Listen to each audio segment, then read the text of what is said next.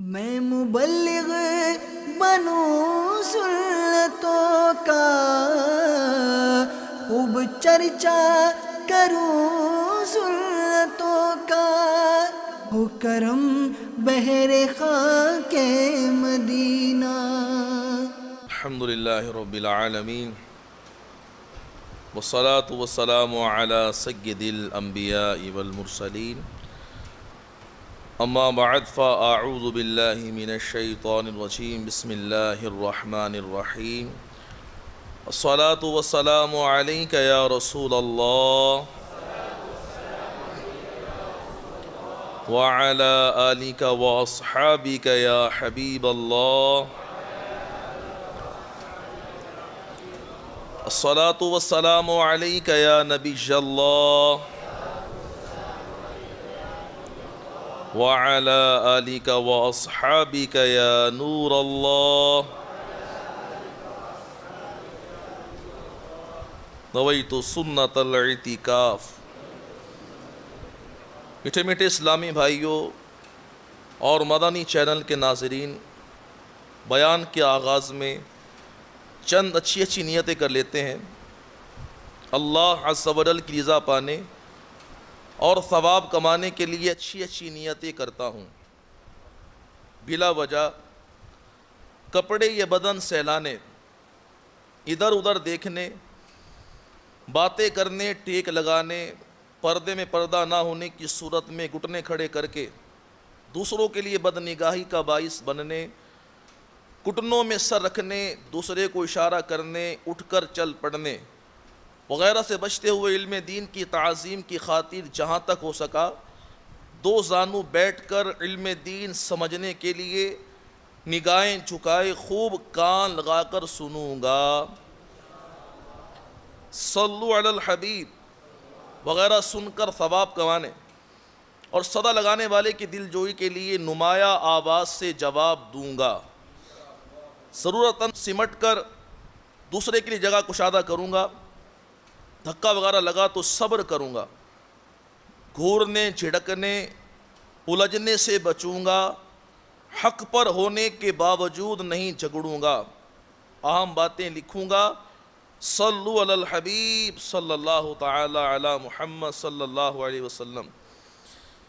امام سخاوی اور دیگر محدثین علیہ رضوان سے منقول ہے کہ حضرت محمد بن سعد رحمۃ اللہ تعالی علیہ سونے سے پہلے ایک مقررہ تعداد میں درود پاک پڑھا کرتے تھے۔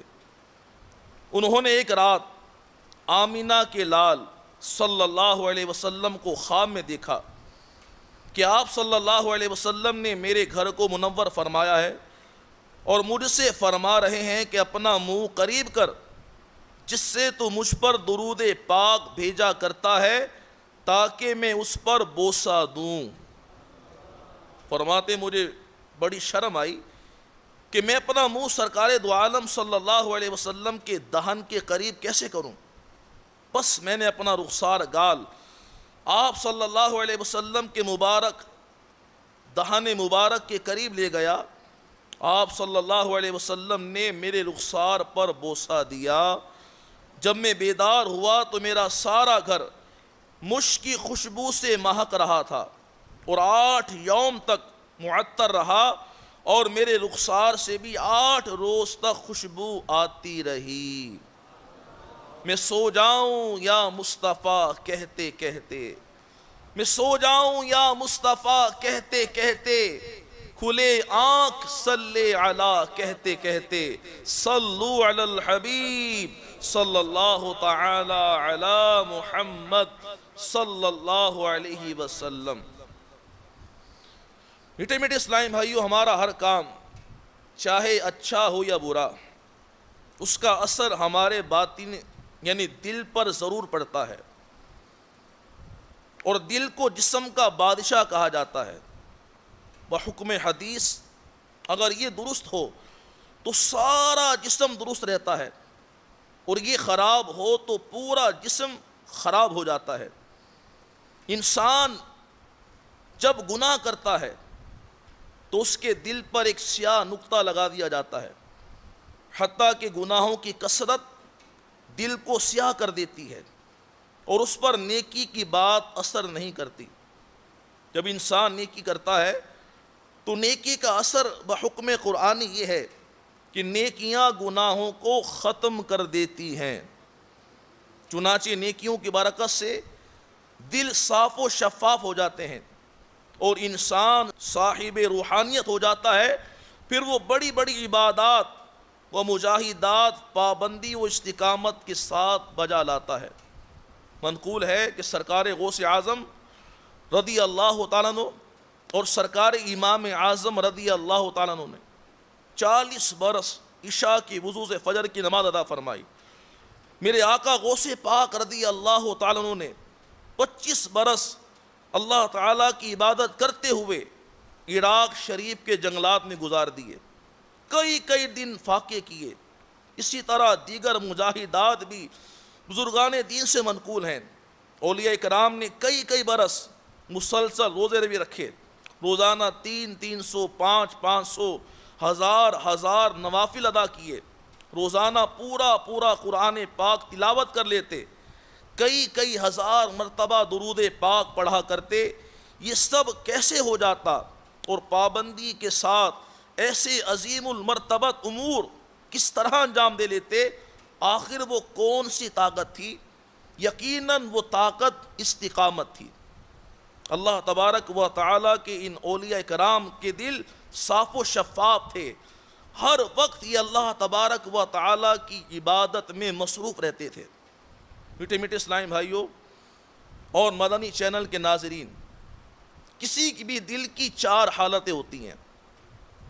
نمبر 1 بلندی، نمبر 2 کشادگی، نمبر 3 پستی، نمبر 4 تنگی۔ پس دل کی بلندی ذکر اللہ میں ہے اور اس کی کشادگی رضائے الہی پا لینے میں ہے، اس کی پستی غیر اللہ میں مشغول ہونے میں ہے اور اس کی تنگی یاد الہی سے غافل ہو جانے میں ہے۔ دل کی بلندی کی 3 علامات ہیں۔ نمبر 1 اطاعت الہی میں دل کی موافقت کا پایا جانا۔ نمبر 2 احکام شرع کو پورا کرنے میں دل کی طرف سے مخالفت کا نہ ہونا۔ نمبر 3 دل میں عبادت کے شوق کا مستقل ہونا۔ دل کی کشادگی کی علامات بھی 3 ہیں۔ نمبر 1 توکل، نمبر 2 صدق، نمبر 3 یقین۔ دل کی پستی کی بھی 3 نشانیاں ہیں۔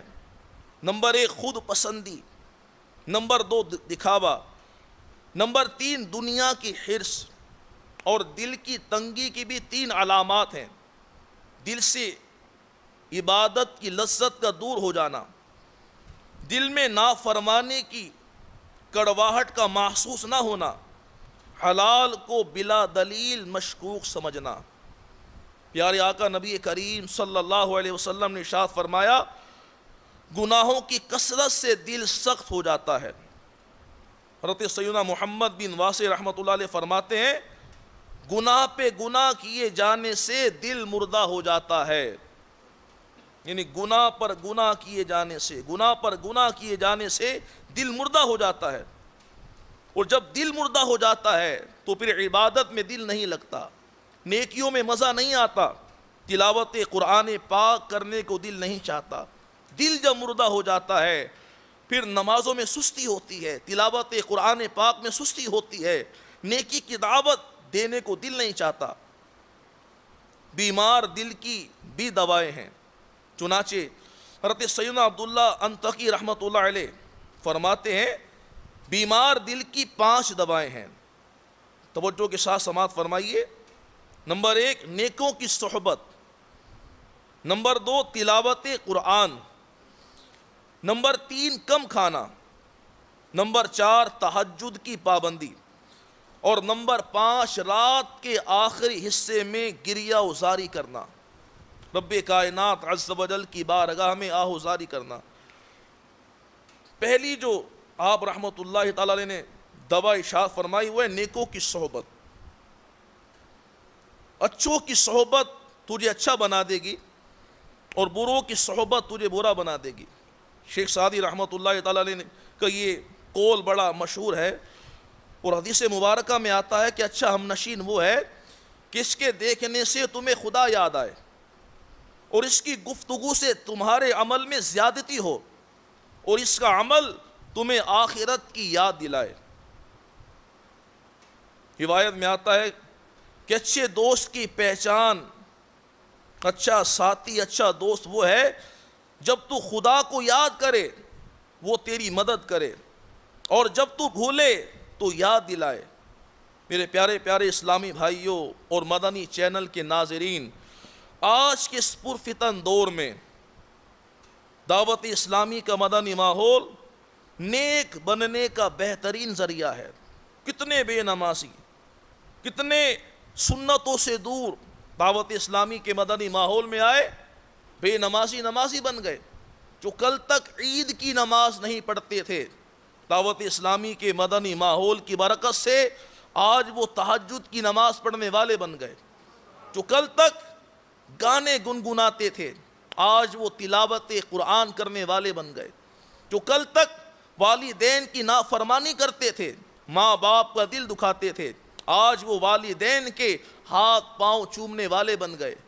جو کل تک معاشرے کے ناسور سمجھے جاتے تھے، دعوت اسلامی کے مدنی ماحول کی برکت سے آج وہ معاشرے کے معزز فرد بن گئے۔ صلو علی الحبیب صلی اللہ تعالی علی محمد صلی اللہ علیہ وسلم۔ دوسرا علاج آپ نے ارشاد فرمایا کثرت تلاوت قرآن، یعنی بیمار دل کی دوا ہے یہ تلاوت قرآن پاک کی کثرت کرنا۔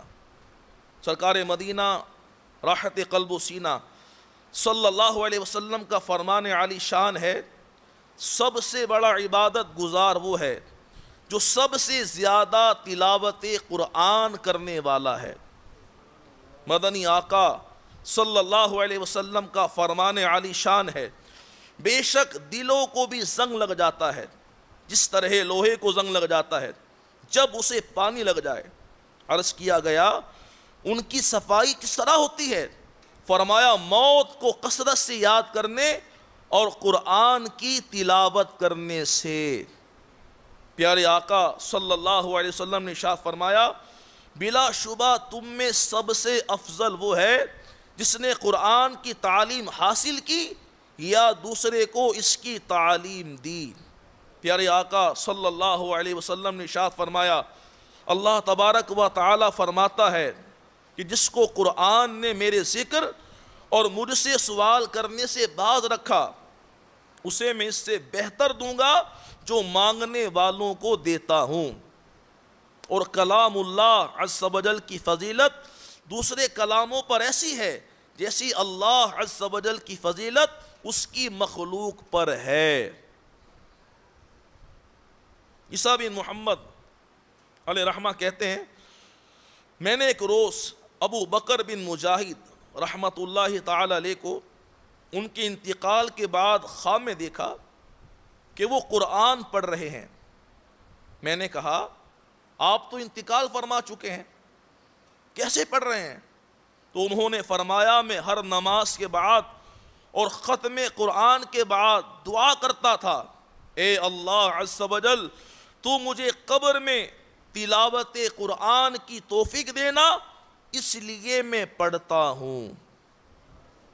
تاجدار مدینہ صلی اللہ علیہ وسلم نے فرمایا جس نے قرآن پڑھا اور اس کو یاد کر لیا، اس کے حلال کو حلال سمجھا اور حرام کو حرام جانا، اس کے گھر والوں میں سے ان 10 شخصوں کے بارے میں اللہ تعالیٰ اس کی شفاعت قبول فرمائے گا جن پر جہنم واجب ہو چکا تھا۔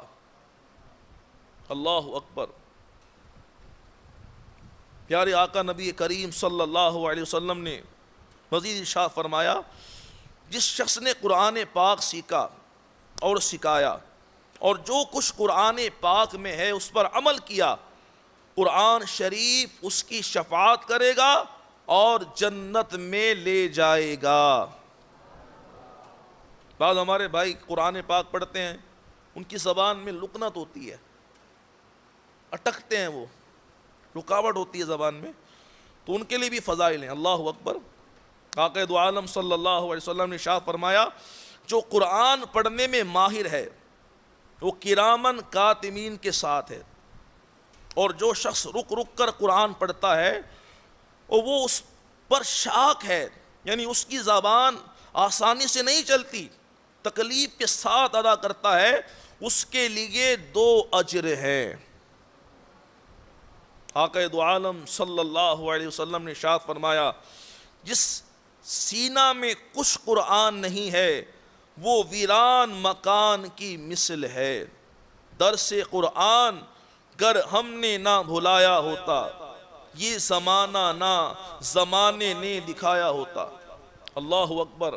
قرآن پاک کے عشاق، قرآن پاک کی تلاوت کرنے والے ہمارے اسلاف کے کیا کہنے۔ حضرت ابو بکر بن عیاش کوفی علیہ رحمہ کہ جب وصال کا وقت قریب آیا تو آپ نے اپنی شہزادی سے، اپنی بیٹی سے ارشاد فرمایا اے میری بیٹی، اے نور نظر، تجھے کیا خبر، میں نے مکان کے اس کونے میں 24,000 مرتبہ قرآن پاک ختم کیا ہے۔ ہمارے امام اعظم ابو حنیفہ نعمان بن ثابت رضی اللہ تعالی عنہ ماہ رمضان میں ہر دن اور ہر رات میں ایک قرآن پاک ختم فرمایا کرتے تھے، یعنی ماہ رمضان میں 61 قرآن پاک ختم فرمانے کا آپ کا معمول تھا۔ اور حضرت سیدنا ثابت بنانی رحمت اللہ علیہ کے بارے میں ملتا ہے کہ آپ روزانہ 1 بار ختم قرآن پاک فرماتے تھے۔ آپ رحمت اللہ تعالی علیہ ہمیشہ دن کو روزہ رکھتے اور ساری رات قیام عبادت فرماتے، جس مسجد سے گزرتے اس میں 2 رکعت تحیت المسجد ضرور پڑھتے۔ تحدیث نعمت کے طور پر آپ فرماتے ہیں کہ میں نے جامع مسجد کے ہر ستون کے پاس قرآن پاک کا ختم فرمایا اور بارگاہ الہی عز و جل میں گریہ کیا۔ نماز اور تلاوت قرآن پاک کے ساتھ آپ رحمت اللہ علیہ کو خصوصی محبت تھی۔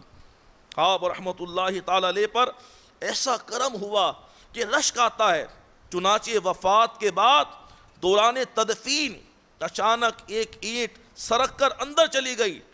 لوگ اینٹ اٹھانے کے لیے جب جھکے تو یہ دیکھ کر حیران رہ گئے کہ آپ رحمت اللہ تعالی علیہ اپنی قبر میں کھڑے ہو کر نماز پڑھ رہے ہیں۔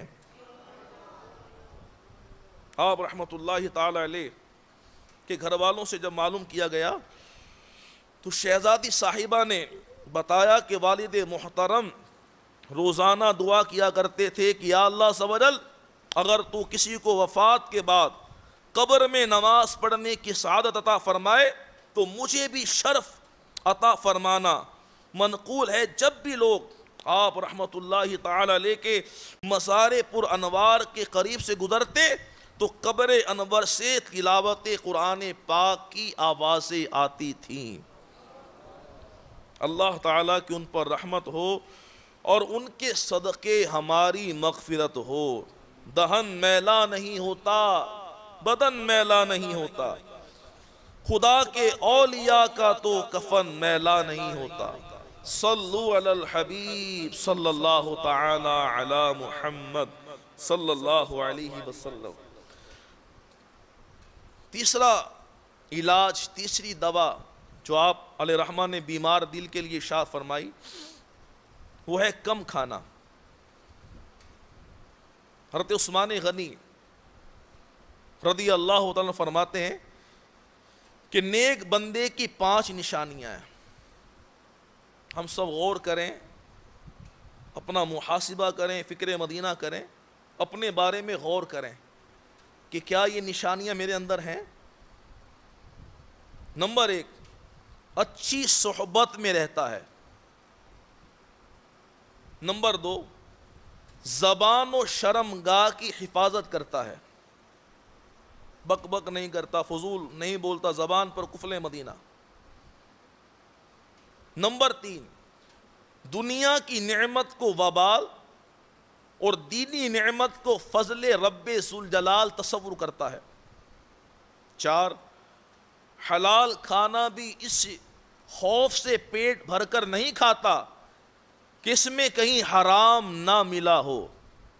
5، اپنے علاوہ سب مسلمانوں کو نجات یافتہ تصور کرتا اور خود کو گناہگار سمجھتے ہوئے اپنی ہلاکت کا خطرہ محسوس کرتا ہے۔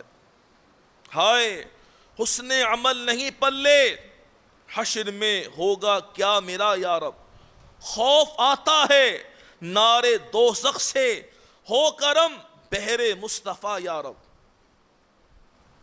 پیارے آقا صلی اللہ علیہ وسلم کے صحابہ کرام علیہ رضوان کس قدر بھوک میں مبتلا رہتے تھے۔ چنانچہ روایت میں آتا ہے کہ حضرت سیدنا فضالہ بن عبید رضی اللہ تعالیٰ عنہ فرماتے ہیں کہ نبی کریم صلی اللہ علیہ وسلم جب لوگوں کو نماز پڑھاتے تو کچھ صحابہ نماز کے اندر حالت قیام میں بھوک کی شدت کے سبب گر پڑتے اور یہ اصحاب صفا ہوتے، حتیٰ کہ عربی کہنے لگتے کہ یہ لوگ دیوانے ہیں۔ جب سرکار مدینہ صلی اللہ علیہ وسلم نماز سے فارغ ہوتے تو ان کی طرف متوجہ ہو کر فرماتے، اگر تمہیں معلوم ہو جائے کہ تمہارے لیے اللہ تعالیٰ کے یہاں کیا اجر و ثواب ہے، تم اس بات کو پسند کرو کہ تمہارے فاقے اور حاجت مندی میں مزید اضافہ ہو۔ فاقہ مستی کی دھن ملے یا رب، فاقہ مستی کی دھن ملے یا رب، دل کا مرجھایا گل کھلے یا رب۔ صحابہ کرام علیہ رضوان، اولیاء عظام علیہ رضوان میں سے بعض کئی روز تک نہیں کھاتے تھے۔ چنانچہ امام محمد غزالی علیہ رحمت اللہ والی فرماتے ہیں کہ حضرت سیدنا صدیق اکبر رضی اللہ تعالیٰ عنہ 6 دن تک کچھ تناول نہ فرماتے۔ کتنے دن تک؟ 6 دن تک۔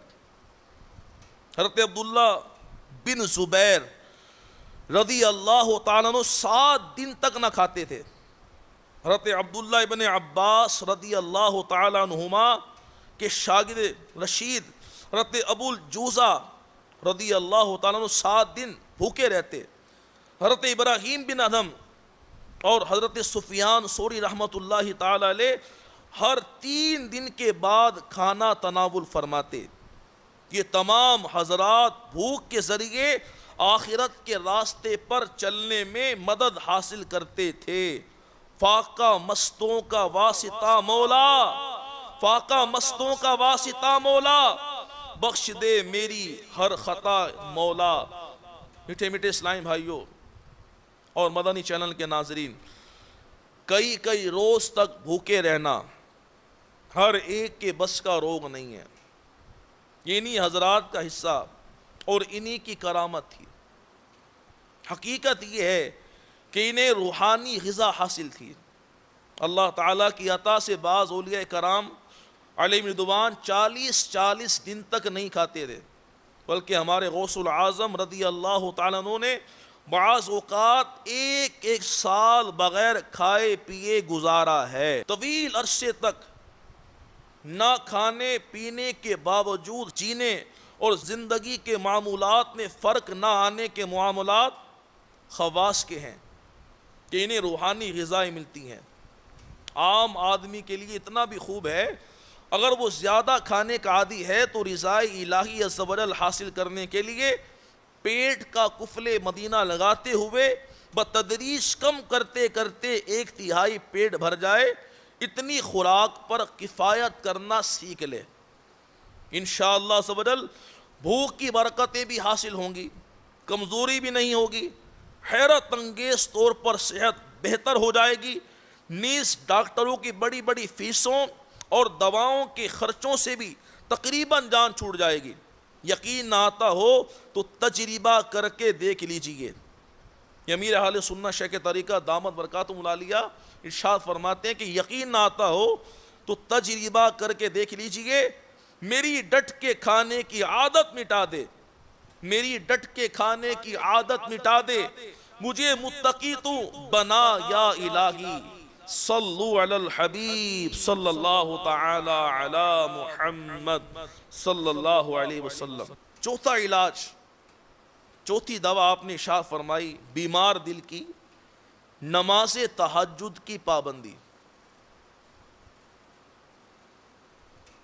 وہ خوش نصیب اسلامی بھائی اور بہنیں جو تہجد گزار ہوں گے بے حساب داخل جنت ہوں گے۔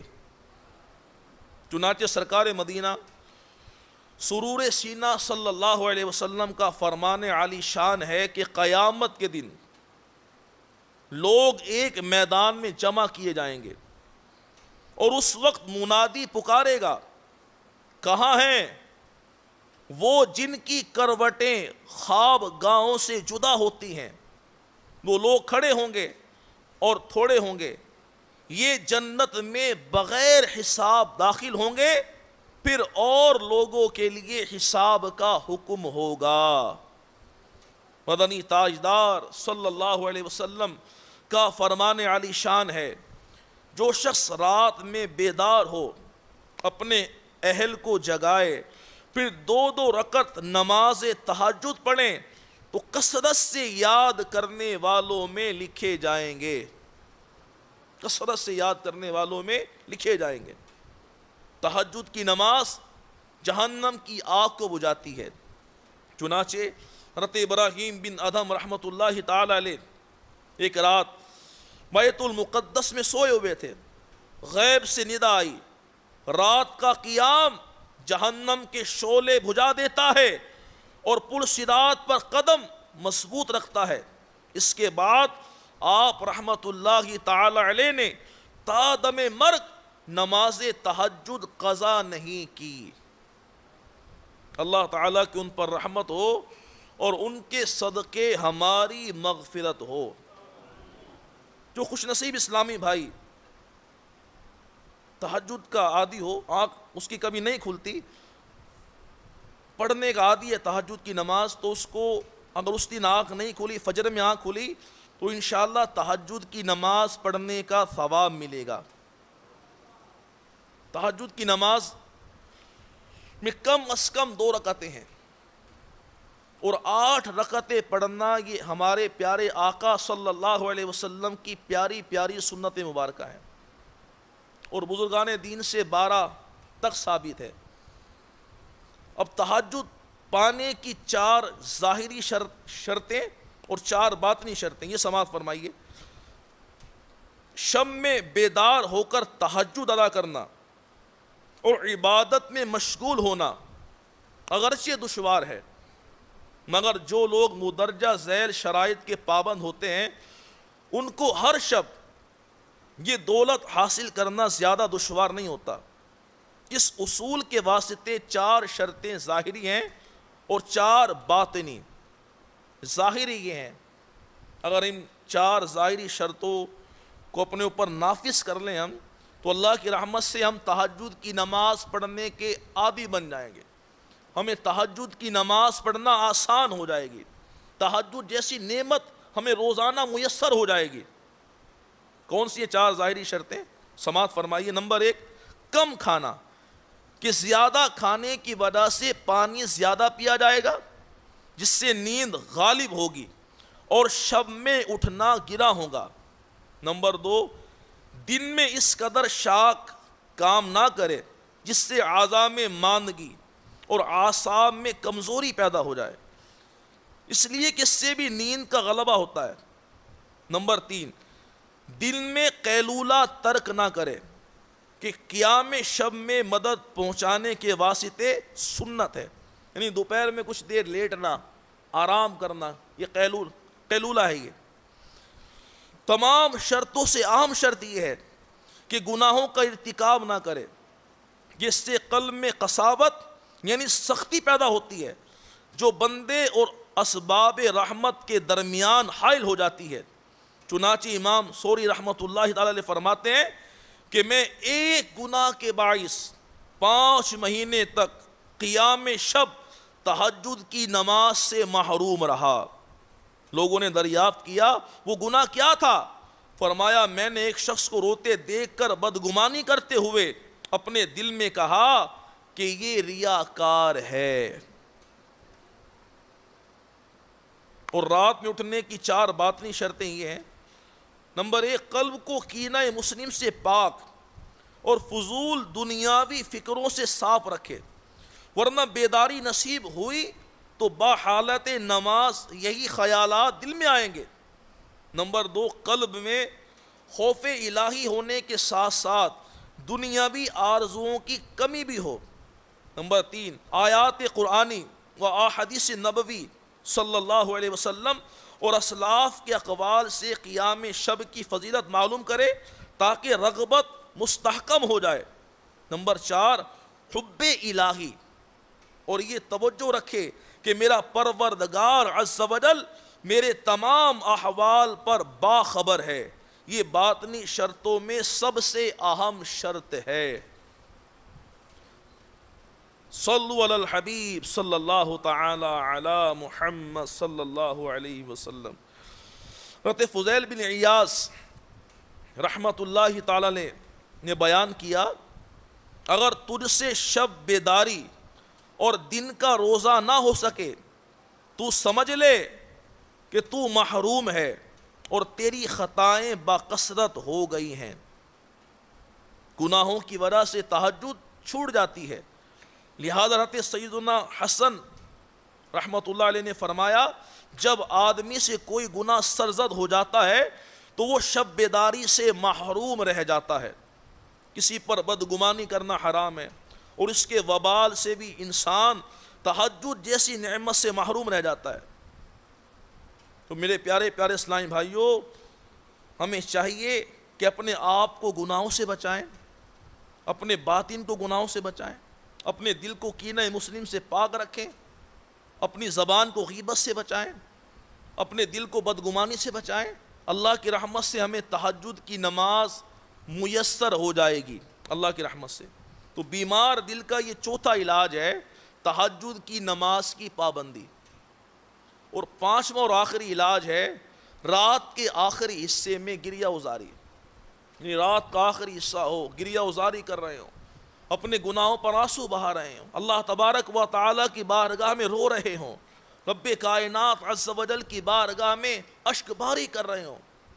آج ہمیں رونا آتا ہے دنیا کی محبت میں، آج رونا آتا ہے کسی پیارے کی جدائی پہ، آج رونا آتا ہے دنیا کے نقصان پر، آج رونا آتا ہے اولاد کی بیماری پر، آج رونا آتا ہے اولاد کی پریشانی دیکھ کر ہمیں رونا آتا ہے۔ اگر رونا نہیں آتا، اپنے گناہوں پر رونا نہیں آتا، اپنی سیاہ کاریوں پر رونا نہیں آتا، اپنی بدکاریوں پر رونا نہیں آتا۔ اور یہ زندگی کا اکثر حصہ گزر چکا ہے، کسی کی زندگی کے 20 سال گزر گئے، کسی کی زندگی کے 30 سال گزر گئے، کسی کی زندگی کے 40 سال گزر گئے، کسی کی زندگی کے 50 سال گزر گئے۔ یہ سیاہ بالوں کے بعد سفید بالوں کا آ جانا، یہ آنکھوں کی بینائی کا کمزور ہو جانا، یہ جسم کے اعضاء کا کمزور ہو جانا، یہ موت کے قاصد ہے۔ ہم موت کے قریب سے قریب تر ہوتے جا رہے ہیں۔ ہمیں اپنے گناہوں پر رونا چاہیے، رب کائنات عز و جل کی بارگاہ میں گریہ ازاری کرتے رہنا چاہیے۔ ہمارے سلاف علیہ رحمہ کس قدر گریہ ازاری کرتے تھے، توجہ کے ساتھ سماعت فرمائیے۔ ان کا انداز کیا تھا گریہ ازاری کرنے کا؟ اللہ اکبر۔ حضرت سیدنا عمر بن عبدالعزیز رحمت اللہ تعالی علیہ کے پاس ایک ٹوکری تھی جس میں ایک اونی جبہ اور توق ہوتا تھا۔ آپ رحمت اللہ تعالی علیہ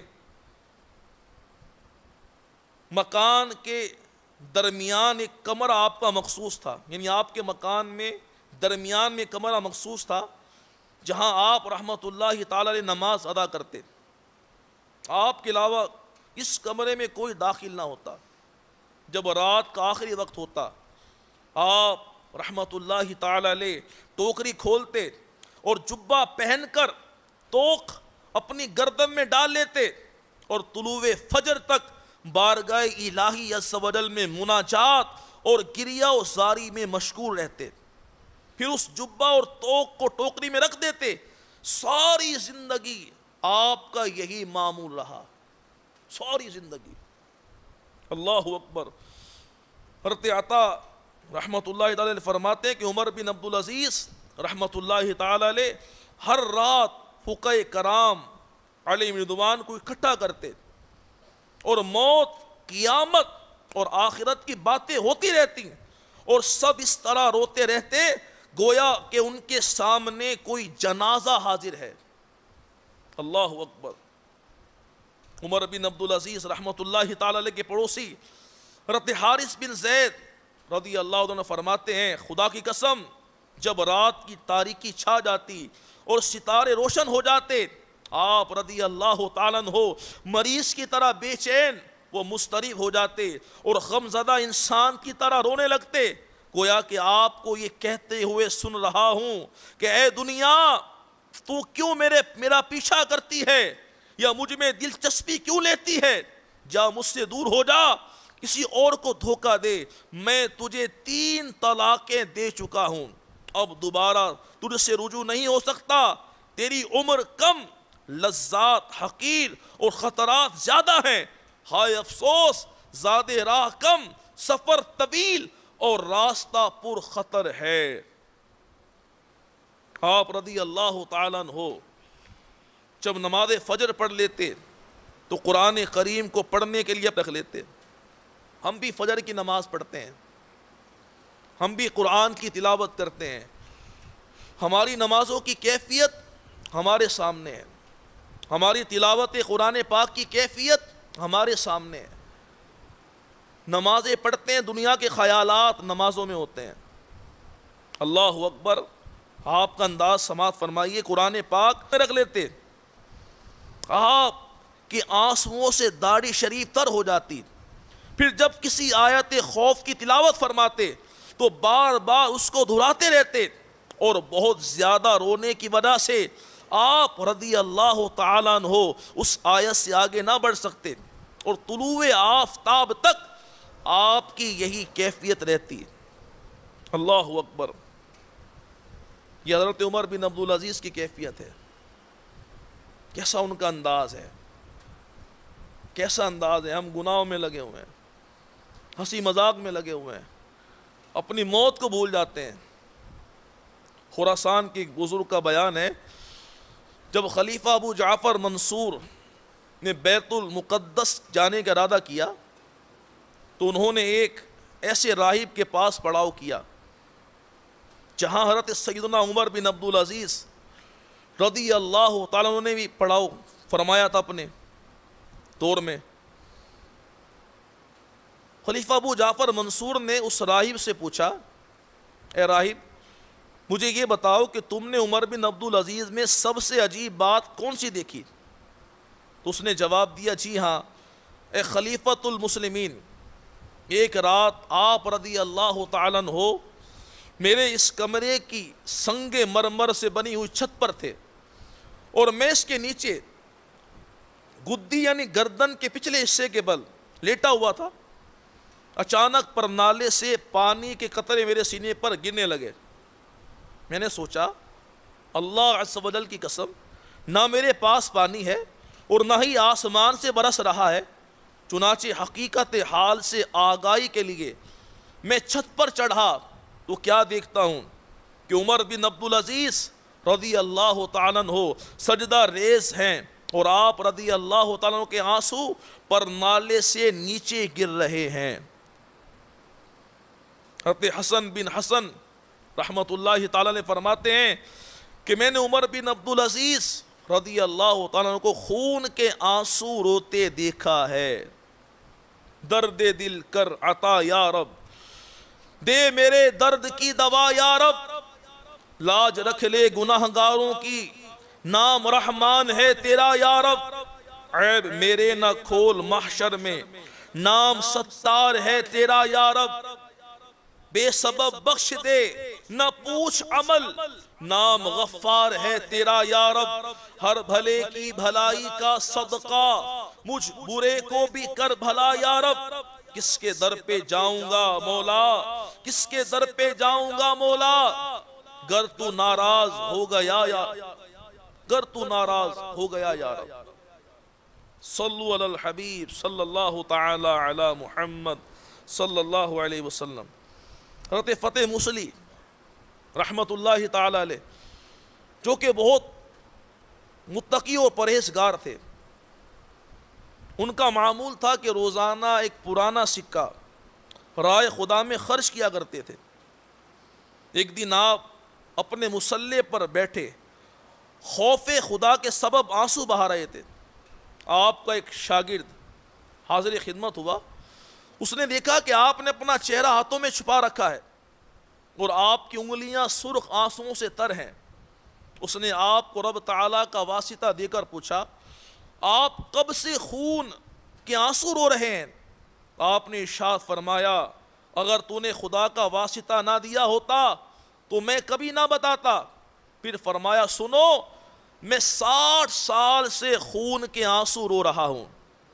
میرے بچپن ہی میں آنکھوں سے آنسوؤں کے ساتھ خون بھی نکل آتا تھا۔ پھر جب آپ کا وصال ہو گیا تو کسی نے آپ کو خواب میں دیکھا اور پوچھا، ما فعل اللہ بکا، اللہ تعالیٰ نے آپ کے ساتھ کیا سلوک فرمایا؟ آپ نے جواب دیا، میرے رب نے مجھ سے اپنی شان کے لائق سلوک فرمایا۔ اس نے مجھے عرش کے سائے میں کھڑے کر کر پوچھا، اے میرے بندے، تو اس قدر کیوں رویا کرتا تھا؟ تو میں نے عرض کی، اے اللہ عز و جل، معاذ تیرے خوف اور اپنی خطاؤں پر ندامت کے سبب رب کائنات نے ارشاد فرمایا، 40 سال سے روزانہ تیرا نامہ اعمال میرے سامنے پیش ہوتا لیکن اس میں کوئی گناہ نہ ہوتا۔ اللہ تعالیٰ کی ان پر رحمت ہو اور ان کے صدقے ہماری مغفرت ہو۔ یہ ہمارے اسلاف کا انداز ہے خوف خدا سے رونے کا، اور ہمارا انداز ہمارے سامنے ہے، ہماری کیفیت ہمارے سامنے ہے۔ حضرت مالک بن دینار رحمۃ اللہ تعالی علیہ ایک مرتبہ قبرستان کے پاس سے گزر رہے تھے۔ آپ نے دیکھا کہ لوگ ایک مردے کو دفن کر رہے ہیں۔ یہ دیکھ کر آپ بھی ان کے قریب جا کر کھڑے ہو گئے اور قبر کے اندر جھانک کر دیکھنے لگے۔ اچانک آپ نے رونا شروع کر دیا اور اتنا روئے کہ غش کھا کر زمین پر گر پڑے۔ لوگ مردے کو دفن کرنے کے بعد آپ کو چارپائی پر ڈال کر گھر لے آئے۔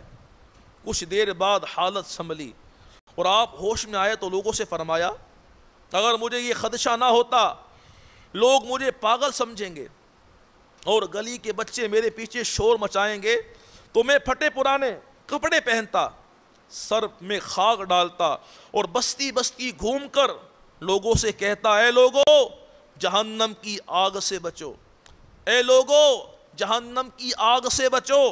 اور لوگ میری یہ حالت دیکھنے کے بعد اللہ تعالیٰ کی نافرمانی نہ کرتے۔ پھر جب آپ کی وصال کا وقت قریب آیا تو اپنے شاگردوں کو یہ وصیت فرمائی، میں نے تمہیں جو کچھ سکھایا ہے اس کا حق ادا کرنا، اور جب میں مر جاؤں تو میری پیشانی پر بغیر روشنائی کے یہ لکھوا دینا، یہ مالک بن دینار ہے جو اپنے آقا کا بھاگا ہوا غلام ہے۔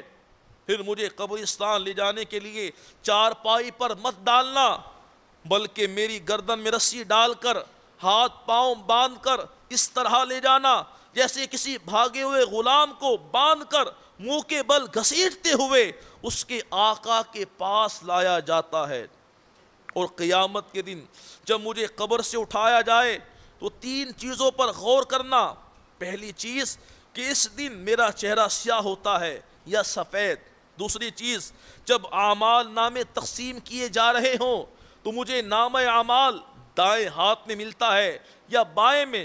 تیسری چیز، جب میں میزان عدل کے پاس کھڑا کیا جاؤں تو میری نیکیوں کا پلڑا بھاری ہے یا گناہوں کا۔ یہ کہہ کر آپ زاروں کی طرح رونے لگے اور کافی دیر آنسو بہانے کے بعد ارشاد فرمایا، کاش میری ماں نے نہ مجھے جنا ہوتا کہ قیامت کی ہولناکیوں اور ہلاکتوں کی خبر ہی نہ ہوتی اور نہ ہی مجھے ان کا سامنا کرنا پڑتا۔ پھر جب رات کا وقت ہوا تو آپ کی حالت خیر ہونے لگی۔ اسی وقت غیب سے آواز آئی، مالک بن دینار قیامت کی ہولناکیوں اور دہشتوں سے امن پا گیا۔ آپ کے ایک شاگرد نے یہ آواز سنی تو دوڑ کر آپ کے پاس پہنچا۔ اس نے دیکھا کہ آپ پر نزعہ کی کیفیت اتاری تھی اور آپ شہادت کی انگلی آسمان کی طرف بلند کر کے کلمہ طیبہ کا ورد کر رہے تھے، آپ نے آخری مرتبہ لا الہ الا اللہ محمد رسول اللہ صلی اللہ علیہ وسلم کہا اور آپ کی روح پرواز کر گئی۔ اللہ تعالیٰ کی ان پر رحمت ہو اور ان کے صدقے ہماری مغفرت ہو۔ تو میرے پیارے پیارے اسلامی بھائیوں، یہ بیمار دل کا پانچواں علاج، پانچویں دوا ہے رات کے آخری حصے میں گریہ ازاری کرنا۔ کبھی ہم بھی رات کے آخری حصے میں گریہ ازاری کریں، کبھی ہم بھی رات کی تنہائی میں جب سب گھر والے سو رہے ہوں مصلی بچھا کر اللہ رب العالمین کی بارگاہ میں سر کو سجدے میں رکھ کر اس کی بارگاہ میں آہوزاری کریں، اس کی بارگاہ میں مغفرت کا سوال کریں، بخشش کا سوال کریں، جہنم سے آزادی کی بھیک رب کائنات کی بارگاہ میں مانگیں، جنت کا سوال کریں، جنت کی ابدی نعمتوں کا سوال کریں۔ کاش ہم بھی رب کائنات کو راضی کرنے میں کامیاب ہو جائیں۔ تو اللہ ہمارے دلوں کو منور فرمائے، ہمارے دلوں کا زنگ دور فرمائے۔ بیمار دلوں کا ایک بہترین علاج ہے دعوت اسلامی کے مدنی قافلوں میں سفر کرنا۔ مدنی قافلوں میں سفر کرنے کی برکت سے بیماریاں بھی دور ہو جاتی ہیں۔ دار المدینہ کراچی کے ایک اسلامی بھائی کو دل کی تکلیف ہوئی، ڈاکٹر نے بتایا کہ آپ کے دل کی 2 نالیاں بند ہیں، انجیوگرافی کروا لیجئے۔ علاج پر ہزار روپے کا خرچ آتا تھا۔ یہ بیچارے غریب گھبرائے ہوئے تھے۔ ایک اسلامی بھائی نے ان پر انفرادی کوشش کرتے ہوئے دعوت اسلامی کے سنتوں کی تربیت کے مدنی قافلے میں سفر کر کے وہاں دعا مانگنے کی ترغیب دلائی۔ چنانچہ وہ 3 دن کے لیے مدنی قافلے کے مسافر بنے۔ واپسی پر طبیعت کو بہتر پایا۔ جب ٹیسٹ کروائے تو تمام رپورٹیں درست تھیں۔ ڈاکٹر نے حیرت سے پوچھا کہ تمہارے دل کی 2 نالیاں بند نالیاں کھل چکی ہیں، آخر یہ کیسے ہوا؟ جواب دیا الحمدللہ عز و جل دعوت اسلامی کے مدنی قافلے میں سفر کر کے دعا کرنے کی برکت سے دل کے مہلک مرض سے نجات مل گئی ہے۔ لوٹنے رحمتیں قافلے میں چلو، لوٹنے رحمتیں قافلے میں چلو، سیکھنے سنتیں قافلے میں چلو، دل میں گر درد ہو در سے رخ زرد ہو پاؤ گے راحتیں قافلے میں چلو، صلو علی الحبیب صلی اللہ تعالی علی محمد صلی اللہ علیہ وسلم۔ تو میرے پیارے پیارے اسلامی بھائیوں، ہمیں چاہیے مدنی قافلوں کے مسافر بنیں، مدنی انعامات کا رسالہ پر کریں، روزانہ فکر مدینہ کو اپنا معمول بنائیں، روزانہ اپنا مدنی احتساب کریں گے، محاسبہ کریں گے، فکر مدینہ کریں گے، اللہ کی رحمت سے اپنے بیمار دل کا علاج کرنے میں کامیاب ہو جائیں گے۔ تو بچوں کی صحبت اختیار کریں، کثرت تلاوت قرآن پاک کریں، کم کھائیں، تہجد کی نماز کی پابندی کریں اور رات کے آخری حصے میں گریہ ازاری کریں۔ تو اللہ تبارک و تعالیٰ کی بارگاہ میں دعا ہے کہ رب کائنات عز و جل یہ جو بیان ہوا رب کائنات اسے اپنی بارگاہ میں قبول فرمائے، ہمارے دلی جائز تمنائیں التجائیں اپنی بارگاہ میں مقبول فرمائے۔ رب کائنات عز و جل ہمارے بیمار دلوں کو درست فرما دے اور یہ دل کبھی بھی ہمارے باغی نہ ہو، کبھی بھی گناہوں میں کاش ہم گناہوں سے بچ جائیں۔ رب کائنات عز و جل کی بندگی کرتے کرتے ایمان پر ثابت قدم رہتے ہوئے دنیا سے ہمارا خاتمہ بالخیر ہو جائے، آمین بجاہ نبی الامین صلی اللہ علیہ وسلم۔ میں مبلغ بنوں سنتوں کا، خوب چرچا کروں سنتوں کا، ہو کرم بہر خاک مدینہ۔